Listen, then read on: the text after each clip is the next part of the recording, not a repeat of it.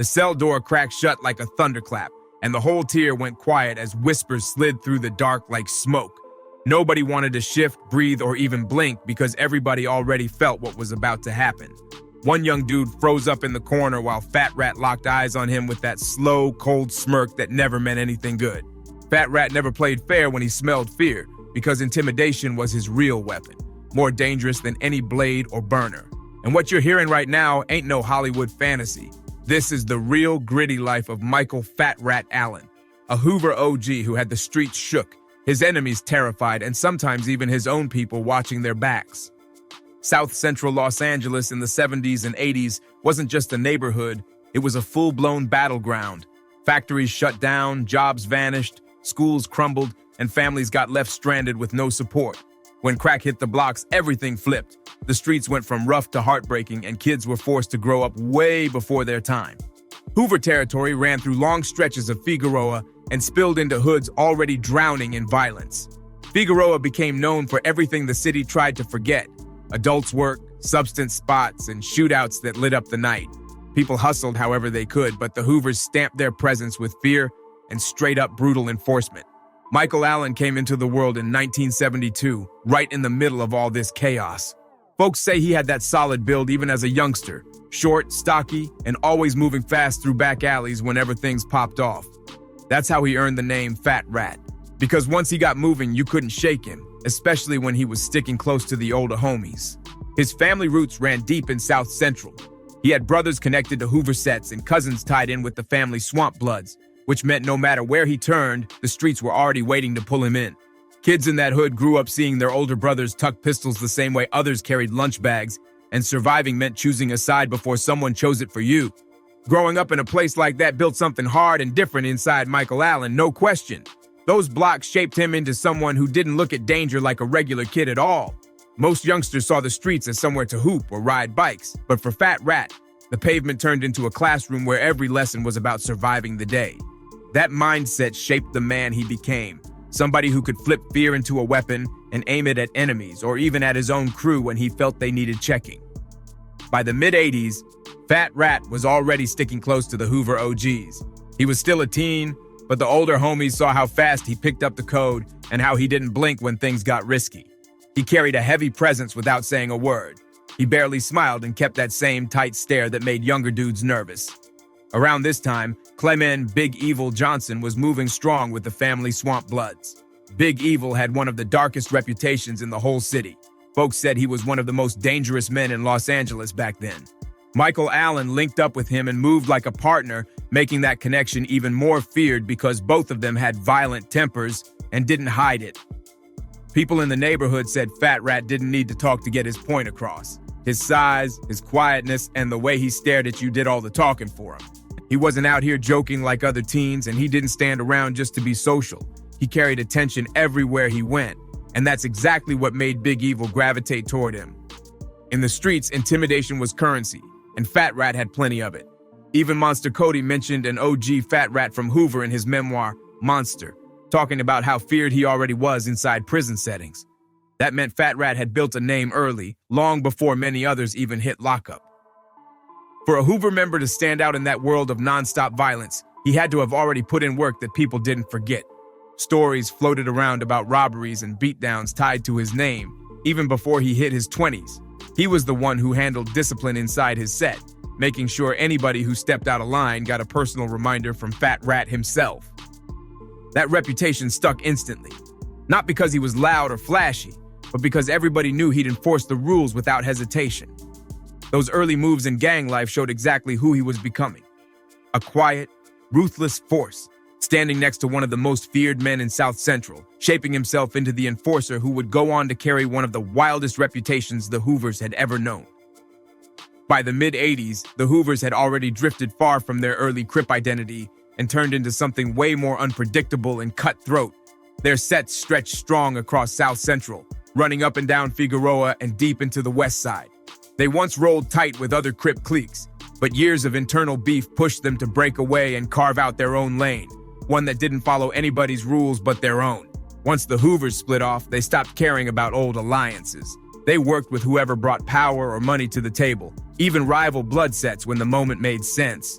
The streets whispered nonstop about strange links forming, and the family Swanbloods ended up becoming one of the closest connections they had. Their turf sat right next to Hoover territory, and once the crack era exploded, both sides found themselves chasing the same fast cash. Crack changed everything in South Central. Corners filled with smoke, addicts stumbled through alleys, and dealers made stacks overnight. Every block turned into a battlefield, and shootouts became just another part of the day. LAPD reports counted hundreds of unalivings tied to Hoover sets and their enemies, painting a picture of a city drowning in non-stop battle. In the middle of all this chaos, Clement "Big Evil" Johnson rose as one of the most feared Swanbloods of his whole era.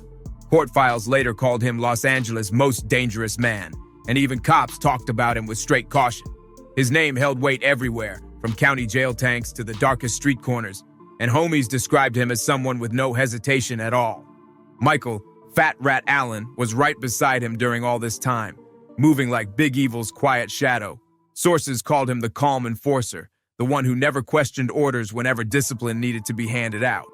Fat Rat made sure nobody forgot who ran those blocks, and stories from the streets painted him as the dude who checked younger Hoover members when they acted reckless. People said he'd leave homies bruised and bloody if they crossed the line, keeping order inside the gang through straight fear. His reputation grew quick, not because he shouted or bragged, but because everybody knew he'd bring violence when it was expected. No warnings, no talking, just action. That partnership between a Swan leader and a Hoover OG showed how messy and complicated gang politics got during the crack years. Money and survival erased old colors, and Fat Rat's loyalty kept him locked in tight with Big Evil. Folks in South Central already feared crossing rival sets, but now they had something else to fear: discipline from their own crew if they messed up. Fat Rat carried that responsibility heavy, making sure nobody stepped out of pocket without paying for it. His presence alone made the atmosphere tense, like silence could hit harder than yelling ever could. This stage of his life showed exactly how Michael Allen built the foundation of his legend. He wasn't just another Hoover member standing around on the block. He became the man who enforced order through intimidation and violence in a crack-soaked city that felt like it was tearing itself apart. That role turned him into one of the most feared figures walking the streets, and by the early 90s, South Central was drowning in shootings, retaliation, and endless turf wars that had no end in sight. Bodies were dropping almost every day, and whole neighborhoods felt like hunting grounds where nobody, kids, adults, elders, felt safe anymore. By April 17th, 1991, the violence hit a whole different level. On the corner of 108th Street and Western Avenue, two locals, Gary Awa and Donald Ray Ewing, were just chilling at a car wash, a regular hangout spot for folks trying to escape the chaos for a minute. Out of nowhere, a van crept up slow, almost too calm. Then the side door slid open. Witnesses later told police that two shooters leaned out with automatics and let loose without even blinking. Bullets ripped across the pavement, striking Awa and Ewing over and over before either man had a chance to move. Both collapsed right there at the car wash, turning the place into something that looked straight out of a battle zone. The shooters didn't yell, didn't threaten, didn't say a single word. They just unleashed the rounds like professionals handling a job and dipped out. The van peeled off and vanished, leaving bodies on the ground and witnesses stuck in shock, scared to even talk. It didn't take long before police started putting pieces together. Word in the streets pointed toward Clement "Big Evil" Johnson and Michael "Fat Rat" Allen. People whispered that Johnson had been running his mouth about the homicides, bragging in conversations, and Fat Rat was always seen moving tight beside him. Detectives began suspecting this wasn't random. It looked like a coordinated hit meant to send a message loud and clear. The investigation pushed deep into 1992 before authorities made their move. Johnson and Allen were both arrested, and the charges came thick. Prosecutors weren't calling them just gang members, but shot callers responsible for organized unalivings across Los Angeles. When cops searched Johnson's home, they claimed to find multiple guns that matched shell casings from the car wash homicides. The forensics team tied those weapons to the scene, and investigators leaned heavy on that evidence to lock their case down. Witnesses started coming forward too, some flipping under pressure, and they pointed straight at Johnson and Allen. Inside the courtroom, the atmosphere was pure tension. Folks could feel the fear in the room because everyone knew the weight these names carried. Allen stayed mostly quiet through the hearings, but even his silence shook people up. Prosecutors said jurors kept watching him with unease. His calm, stiff posture gave off the vibe of someone who wasn't scared of consequences at all. The prosecution laid it out. Johnson allegedly called the shots, and Allen acted as his right hand, handling whatever needed to get done. The defense tried fighting back, saying the witnesses were shaky and the evidence wasn't solid, but the testimonies just kept stacking. Several witnesses claimed Johnson bragged about the car wash hit, while others tied Fat Rat directly to the van used that day. The trial dragged on for years, turning into one of LA County's longest and most intense gang-related prosecutions ever. Allen never took the stand, never defended himself, never explained a thing. He just sat there with that same heavy stare that made people uncomfortable the second they looked his way. His silence felt like its own kind of threat, and folks in the courtroom whispered that he didn't need to say a word because everyone already understood what breaking loyalty could lead to. By 1997, the verdict finally dropped. Both men were found guilty of homicide. The judge handed Clement, Big Evil Johnson, and Michael, Fat Rat Allen the end penalty, one of the harshest sentences the state could give. Reporters said the two actually laughed when they heard it, like death row didn't scare them at all. Their reaction stunned the victims' families, but people who knew their reputations weren't surprised. They just saw it as confirmation of who these men had always been. Those convictions stamped their names into Los Angeles history as two of the most dangerous figures born out of the crack era. Johnson became the face the media tied to the Swamp Bloods, while Allen's name carried through the city as the quiet Hoover enforcer standing right beside him. And the car wash homicides became the centerpiece of the entire prosecution, showing a level of cold, coordinated violence that shocked even hardened detectives. The trial painted Allen as much more than just another Hoover member. He became Big Evil's lieutenant in the eyes of the court.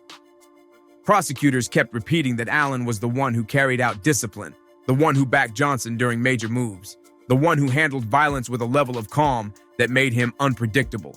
Forensic evidence and witness testimony built the image of a man who didn't hesitate and didn't ask questions. He just did what needed to be done. In the end, the car wash double homicide exposed how dangerous the Hoover-Swan alliance had really become.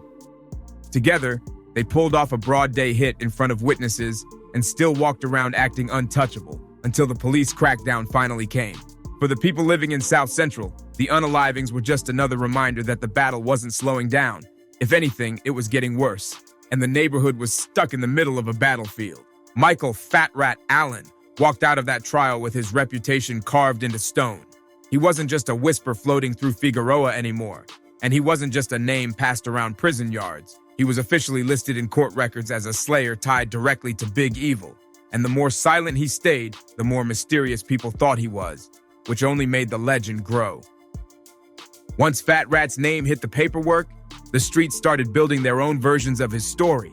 Folks in South Central whispered that he'd been involved in more than a dozen unalivings. Some claimed he handled paid hits for hustlers who wanted rivals gone. Others tied his name to disappearances where no bodies were ever found and families never got answers. None of those stories were ever proven, but that didn't matter. His name floated around them all. In the hood, the truth always gets twisted into something bigger, and reputations grow way past whatever's written in the files. Homies and enemies spoke his name with the same mix of fear and respect. People didn't need official convictions or signed statements to keep the legend going. Every stare, every rumor, every beating he handed out was enough to carry the story forward. Folks would say Fat Rat's name rang out, meaning you could mention him in any neighborhood, any section, and somebody always knew the rumors. What made Fat Rat's legacy so different was the way it refused to disappear. Most men fade once the system locks them in concrete and steel, but his name kept floating through Hoover sets and even rival crews like a shadow that never stopped moving. He became one of those figures people pointed to when they talked about how far fear could really reach, something darker than just street beef or gunfire. But the most disturbing part of his story didn't come from bodies in alleys or shootouts on corners. The darkest part grew inside the jails and prisons, where whispers carried more weight than official paperwork ever could. Once Fat Rat stepped into the California jail system, his reputation twisted into something even heavier, something that followed him for the rest of his life. Monster Cody's memoir. Monster gave one of the most chilling descriptions of what Fat Rat was known for behind those walls. In the book, Monster talked about a night where Fat Rat's cellmate, a younger inmate named BT, was found tied up in the cell, stripped and humiliated while other inmates watched from their doors. According to Monster, Fat Rat had BT hogtied and was preparing to violate him further before Monster rushed in and stopped it. Monster recalled that Fat Rat didn't panic, didn't freeze up. He moved slow and steady like he was completely in control of the moment. That scene showed exactly what separated him from everybody else. He didn't just use violence, he used humiliation, fear, and domination, and he was bold enough to do it openly, right in front of the tier. And that wasn't the only time his name came up in stories like that. Street talk and old transcripts from jail years painted a bigger, uglier picture. The Hoovers were known for harsh abuse behind bars during the late 80s, and Fat Rat's name was always sitting right in the center of those conversations. People spoke in low voices about how he targeted inmates he thought were weaker, especially younger grown men who didn't have backup or couldn't defend themselves. He became infamous for turning fear into a form of control, not over enemies, but over people from his own side. Stories spread about how he made certain inmates do humiliating chores just to stay on his good side. Some folks said he forced dudes to wash his clothes by hand or braid his hair while he stood over them watching. Others recalled times where he made inmates clean his cell floor or do degrading tasks while other prisoners laughed from the doors. None of it was about money or survival. This was about power, plain and simple, breaking people down just to show he could. There were also rumors about Fat Rat abusing his authority during put-ons, the intense initiation process homies went through to earn their place in the set. Some tales claimed grown youngsters were cornered or pressured into humiliating situations they kept quiet about for years. None of this was documented in official paperwork, but in prison culture, whispers can carry just as much weight as the truth. And that's why Fat Rat's name rang out in a different way, not just as a feared enforcer from the streets, but as a man whose reputation inside those walls became darker than anything that happened on the outside. Once a story caught inside those walls, it turned into a warning, and Fat Rat's name always carried that warning with it. Inmates also talked about him having what they called a prison partner, someone he controlled the same way he controlled weaker grown men on the tier. Some stories said the person was a white inmate who stayed close to him, moving behind him down the row like a silent reminder of how much influence he held in there. Whether every detail was true or not, the legend kept building, and that legend made him feared in a way almost no other gangster matched. A big part of why those stories stuck was his physical presence. Fat Rat wasn't some small dude hiding behind threats. He had real size, real strength, and a look that froze people in place. He carried a heavy stomach, strong arms, and that perm he always kept tight, making him stand out on the tier. Other inmates remembered how he could fill a whole doorway just by standing there, arms folded, staring at anyone who dared look back at him. That stare alone could shut an entire pod down, because people knew he had a mean streak and no one wanted to find out if they were next. Inmates also claimed Fat Rat charged rent for being housed near him. Anyone he thought was weak had to pay with food, commissary, or chores just to keep him off their back. If they didn't, he got aggressive fast and used pressure and humiliation until they gave in. That system gave him influence even over men who weren't part of his set, because nobody wanted to be the next person he singled out.